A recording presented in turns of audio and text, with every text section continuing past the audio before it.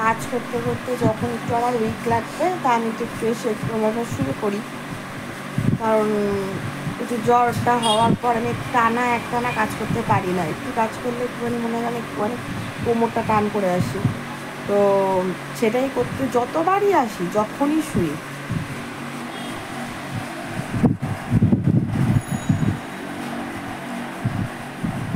ঠিক কোলের কাছে এসে শুয়ে পড়বে। এদিকে মাকে চাই না, কিন্তু মা একটু গায়ে হাত দিক খ্যাক করে উঠবে, কিন্তু মায়ের কোলটা চাই। মায়ের কোলটা তো ওরই, দেখো পুরো সেটে শুয়ে পড়বে। তখন কোনো অন্যায় নেই, কিচ্ছু নেই, কিন্তু আমি ওর গায়ে একটুখানি এরকম করে হাত বোলাবো, এই দেখো দেখেছো? তা বলো, তাহলে এইটা কোথাকার নিয়ম? এটা কি নিয়ম? আদৌ কোনো নিয়ম এটা?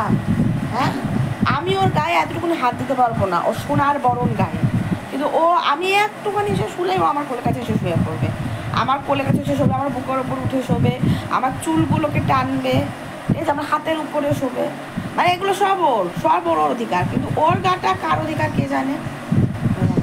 ওই দেখো আমাকে কামড়াচ্ছে, ওই দেখো দেখেছো?